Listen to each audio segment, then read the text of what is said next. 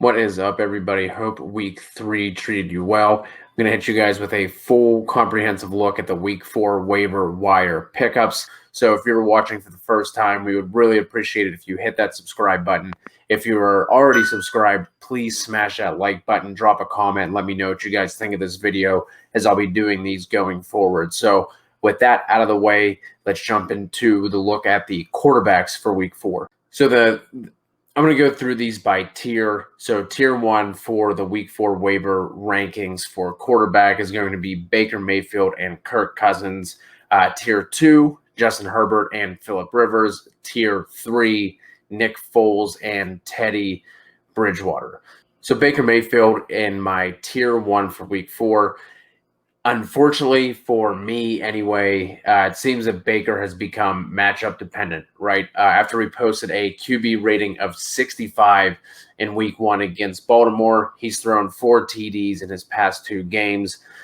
Going up against Dallas in week 4, obviously their front is much stronger than their secondary. They have a lot of issues going on in that secondary right now. They're going to be trailing, going to have to throw. Obviously, he still has talent there between Hunt, Chubb, Odell, and Landry. So I like that matchup. And then his next 3 after that is going to be Indy, Pittsburgh, and Cincinnati. Obviously, with Pittsburgh, you're not going to start him then, but the other 2 matchups set up pretty well for him. Kind of the same thing with Kirk Cousins, too. We all know the Vikings want to run the ball and control it on defense. Well, guess what? They can't do that this year with the way that their defense has been playing. Kirk Cousins is going to get a big boost if we can get Justin Jefferson playing the way that he did in week 3 as well. Obviously, he's going to be a hot waiver add. Kirk Cousins gets Houston in week 4, and then he gets Seattle and then Atlanta, and then they have their bye. So Kirk Cousins is someone who you can probably pick up and then not even have to worry about streaming or adding anybody else over the next 3 weeks. I so badly want to put Justin Herbert in tier 1. If Anthony Lynn weren't involved, I truly feel like any other coach would look at this situation and be like, okay, we obviously drafted Justin Herbert for the future. He's been playing extremely well. He now has 2 back-to-back 300-yard passing games.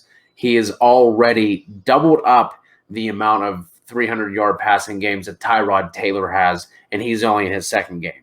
Tyrod Taylor only has 1 300-yard passing game in his entire career, and Herbert has done that back-to-back as a rookie. He gets Tampa in week 4, and then he gets New Orleans, the Jets, and Miami. So another guy who has really strong matchups coming up. I like Herbert a lot. I just really wish we knew that we could count on him as a starter going forward. So that's why he's in tier 2. Phillip Rivers, I mean, he is what he is, right? He's still going to sling it, but they obviously have the really strong run game.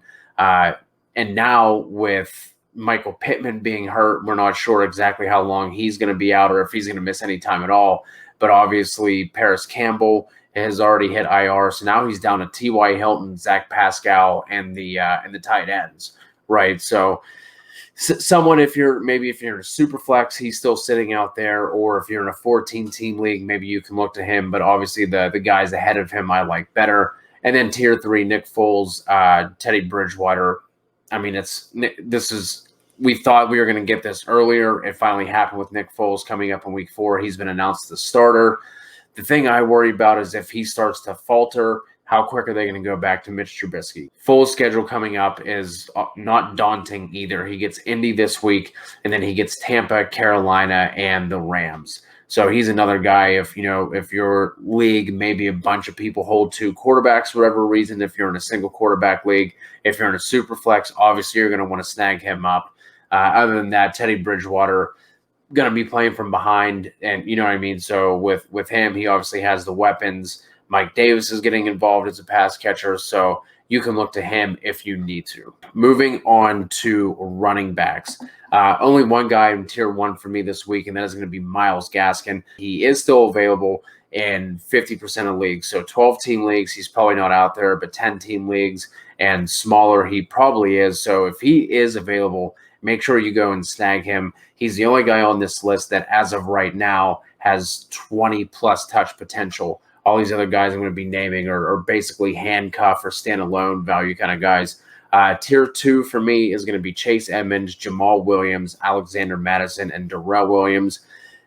Basically, you can think of this tier as guys who have standalone value, and then if anything were to happen to the running backs ahead of them, they're going to vault up in fantasy value. With Jamal Williams, he's been steadily involved this whole time. His targets have been hit and miss, but he's getting targeted. He's had targets 2 out of the 3 weeks there. I think he's had at least 5 to 6 carries every single week as well. And obviously, if anything were to happen to Aaron Jones, that's going to be wheels up for Jamal Williams. Alexander Madison, we know what he can do. He has a little bit of standalone value as well, as much as the Vikings like to run the ball. And the guy ahead of him, Dalvin Cook, does not have a clean injury history. So he's someone who could very easily be looking at a workhorse role at some point during the season. Darrell Williams, he was injured week 2. He was not on the injury report for week 3. And the reason he's not going to have as many touches, I don't think, for standalone value, but I'm keeping him in tier 2 because it's the Chiefs offense. We want exposure to the Chiefs offense. He seems to be the clear-cut number 2. So if anything happens to Clyde, he's going to be the guy. Tier 3 for me, just handcuff guys, Tony Pollard, Brian Hill. Obviously, you guys know the deal with them. Brian Hill actually looked pretty decent in this game. He was a little bit more involved, but I think that had to do with the Falcons playing from ahead for enough of that game that they should have won, but we saw what happened in that game. So Brian Hill, again, obviously the same thing, kind of going off with Alexander Madison. The guy ahead of him does not have a clean bill of health, so Brian Hill looks like he's going to be the guy to own if anything were to happen to Gurley. Tier 4, Rex Burkhead, Jeff Wilson. I guess you could throw Sony in this mix as well. He went for over 100 yards on, I think it was just like 9 carries. But we know by now, Patriots running backs, they're a headache. Kind of just stay away from them. But if you have to add someone, if you're in a super deep league, I guess you can go Rex Burkhead because it seems like he's going to be involved as a pass catcher at least until James White comes back. I'm not exactly sure when that's going to be. And then Jeff Wilson, as long as both of the starting running backs are out for the 49ers, Jeff Wilson had 15 touches to McKinnon's 18. McKinnon did leave with a rib injury, but that doesn't seem to be anything worrisome or anything that's going to be long-term for him, and he should be ready for week 4. But obviously we know Shanahan runs that committee system, so Jeff Wilson's going to have some value at least while Raheem Mostert is out because he's obviously closer than Tevin Coleman, who was put on IR. For wide receivers, tier 1 for me is going to be Allen Lazard, Justin Jefferson, Anthony Miller, and Traquan Smith. For the brand, Allen Lazard, he went off Sunday night. He went 6 for 146 and 1 against the Saints. They get the Falcons in week 4. So even if Devontae Adams is healthy and he's going to go, Allen Lazard definitely needs to be picked up. He's only rostered in 39% of ESPN leagues, 49% of Yahoo leagues. So he's probably not out there for Yahoo in a 12-team league, but maybe a 10-team or fewer. Definitely go and snag him. They have a bye coming up in week 5, but then they get Tampa and Houston after that. So Lazard is someone you should pick up and hold through that bye. Justin Jefferson went off. He also had himself a day. He went 7 for 175 and 1. Hopefully he can keep that up. It looks like he's finally passed all of BC Johnson. Zimmer is going to Zimmer, I guess. So, and we already talked about with Kirk Cousins, it looks like they're going to be playing from behind due to the offense and due to the defense rather, and the offenses that they will be facing. So Justin Jefferson, go out and get him. He's only 34 and 31% rostered in ESPN and Yahoo leagues. Anthony Miller is going to get a bump with Nick Foles taking over. He's been a little inconsistent so far. The targets haven't been there, but hopefully with Nick Foles and his familiarity with Matt Nagy, this will be a quick transfer. This will be a quick learning experience, and he's going to get that bump. Traquan Smith has basically been the only thing outside of Alvin Kamara and his ridiculousness that's been going in that passing game for the Saints with Michael Thomas going down. So even whenever MT comes back, like Allen Lazard, you can definitely hold on to him because the Saints are going to need a second option. They have not been looking great this year. Drew Brees doesn't quite look like himself, but Traquan Smith is still going to have value. Tier 2 for me, Marquez Valdez-Scantling, T. Higgins, Greg Ward, Cole Beasley. Now with this tier, I mean, MVS, he's going to hold some value just because of how high-powered this Green Bay offense has been. And again, they get Atlanta in Week 4, so that's going to be a really nice matchup for him. T. Higgins, we had a nice showing of the rookie receivers. He had 2 touchdowns this week.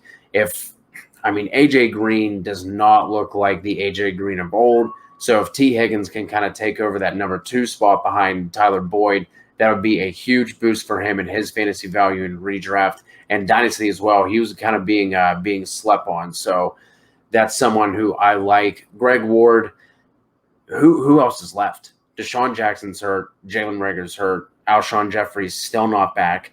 Dallas Goedert just went down with a high ankle sprain. He's going to miss a couple of weeks. So Greg Ward is someone you definitely need to be adding because, they just don't have anybody else. Cole Beasley, there was another injury there for the Bills. John Brown went down with a calf injury. Cole Beasley has actually quietly been playing pretty well this season. Beasley has gone 4 for 58, 5 for 70, and 6 for 100 yards in his 3 games this year. So you can definitely do worse. And as much as Josh Allen has just been chucking it around the yard, again, something that I was not expecting, that I did not see coming this year, Cole Beasley can definitely hold some value, especially if John Brown were forced to miss any significant amount of time. Tier 3 for me, Laviska Shenault, Keelan Cole, Randall Cobb, Brandon Ayuk, Tim Patrick, and Scotty Miller. With the 2 Jags receivers, this is just coming down to they're not going to be able to hold many leads. They're going to be playing from behind. Both of them have been they've been okay. Keelan Cole started off the year a little bit better. He had the 2 touchdowns in back-to-back games, but the yards and the targets just really haven't been there for either of those guys. But their upcoming schedule sets up nice for them. They get Cincy in Week 4, then they get Houston and Detroit before they hit their bye. So those are 2 guys that if you need some depth on your team, Laviska Shenault I like a little bit better because of how he's being used in both the passing and the running game. I just think he's a more explosive athlete. So if he can get going, that's going to do really well for that Jags team. And I'm not entirely sure what's going on with DJ Chark and whether or not he's going to be playing in Week 4. Tim Patrick had himself a solid game in Week 3. He ended up finding the end zone. With Courtland Sutton going on IR, Tim Patrick might be looked at, especially as long as Driscoll is in there. I'm sure those 2 spent some time together with the second team and running the second team during training camp. So if you're desperate, you can look to him. And then Scotty Miller, I would have him higher with Chris Godwin and his hamstring injury. I haven't heard anything yet with Godwin. He's week to week as of right now. But Scotty Miller is dealing with injuries of his own. He's been leading this team in after Godwin and Evans in terms of routes run, targets, and yards and everything else. He's been playing over Justin Watson. So he would be just keep an eye on him. Maybe don't go crazy on Fab or anything. If you're setting waiver priorities, look to add him as like your 3rd or 4th pick. I wouldn't be putting him in my 1st or 2nd round of waivers. Tier 4, dart throw guys, right? We're looking at Gabe Davis, KJ Hamler, Antonio Gandy-Golden, Andy Isabella, John Hightower, Demarcus Robinson, and it pains me to say this, but Bryan Edwards. With the lack of targets he's been seeing, even with Henry Ruggs out this game, I think Edwards only saw 3 targets in a game they were trailing. So I wish I didn't even have to mention him in the waivers. I wish he were a locked-in guy for your teams, but at this point, he's simply not. Gabe Davis, again, he's going to be your downfield threat for Buffalo if John Brown were to miss time. He had 4 for 80 or 4 for 81 in Week 3. And if you were following along with our training camp updates on Twitter at all or through the couple of podcasts and shows we did on YouTube, Gabe Davis was literally popping up every single day in all of the training camp reports from the beat writers and everything else. So he's someone who might be a sneaky add, especially depending on if John Brown were to miss any significant amount of time. Antonio Gandy-Golden, he's going to get looks in 3 wide receiver sets. If Dontrell Inman were to miss time, he avoided a fracture. The X-ray came up negative, but I'm not sure if he's going to miss any additional time or not. Be careful with Andy Isabella. I know he had the big game, but Christian Kirk was hurt. So I don't think Andy Isabella is just going to all of a sudden push Christian Kirk to the background. So don't go crazy with Andy Isabella. I would put minimal fab on him if you're wide receiver needy. The other guys I've mentioned so far, way ahead of him. I'm not going to fall for this just yet. Maybe I miss out. Maybe Andy Isabella ends up being a big play threat for the rest of the season, but I just can't do it right now. Let's wrap this up with tight ends. Tier 1 for me, Logan Thomas, Dalton Schultz, and Jimmy Graham. Logan Thomas is going to lead things off here for me for one reason and one reason only, and that is volume. Thomas is second in targets amongst tight ends, and he is third in routes run through the first 3 weeks. The counting stats aren't quite there yet. The production isn't quite there, but he's on an offense that's going to need to throw the ball a lot. And with the only true target competition being McLaurin and Steven Sims, he's going to keep getting targets, and he's going to have a couple of these games where he ends up with 50 yards and a touchdown, 60 yards and a touchdown. Those will be coming. So just stay patient with him. He's someone who, if you need someone to just kind of pick up and just hold, out of the guys on here, he's the one I'd feel most comfortable with, even though, like I said, it hasn't really been there for him in production. He gets Baltimore in week 4, not a great matchup, but again, they're going to be playing from behind. They're going to need to throw, and then they get the Rams, the Giants, and Dallas after that. Dalton Schultz has actually been playing really well despite being in a crowded room. He had the big game last week. This week, he was still getting targets, still getting production. Again, despite the fact that he's playing alongside probably the best wide receiver group in the entire NFL. Since he took over for Blake Jarwin getting injured in week 2, he is second among tight ends in targets, tied with Logan Thomas and Zach Ertz, and he has run the 6th most routes amongst tight ends. Jimmy Graham has been surprisingly involved. He had the one off week where he only had 1 target, but other than that, I think he had 7 and 6 or 7 and 10 rather in the other 2 weeks. And again, with Nick Foles taking over, I think all of these pass catching options for Chicago get a bump. Tier 2 for me. Again, another one that breaks my heart, but I got to keep him here just because this offense is dreadful. Chris Herndon, I was expecting so much more from him, but that entire offense is completely injured, and he's simply not good enough to be the only thing that defenses have to worry about. So he's going to stay here in tier 2 for me, but also he's going to be joined by Eric Ebron and O.J. Howard. You just can't completely trust them in their usage. Eric Ebron had himself a really nice game in week 3, but there's a lot of options there in Pittsburgh. So I wouldn't go crazy with your fab or, be chasing those points.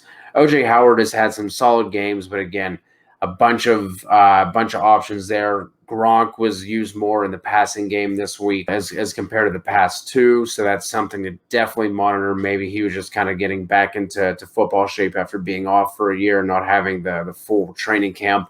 And then if you need a dart throw, Mo Alley Cox is pretty interesting. Maybe if you're in like a 16-team league or like a 2 tight end league for redraft purposes. But last week with Jack Doyle sidelined, Mo Alley Cox had I think it was over 100 yards. I think it was like 111. And this week, Jack Doyle was back. Doyle didn't see a single target, and Mo Alley Cox went for 50 and a touchdown. So if you need a dart throw kind of guy, I don't think you need to reach this far down. But if for some reason you do, Mo Alley Cox is a nice dart throw. So that is going to wrap it up for the week 4 waiver wire pickups.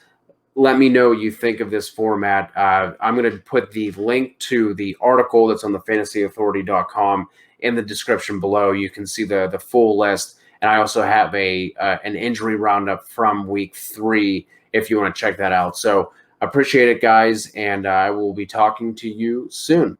Peace. Perfect.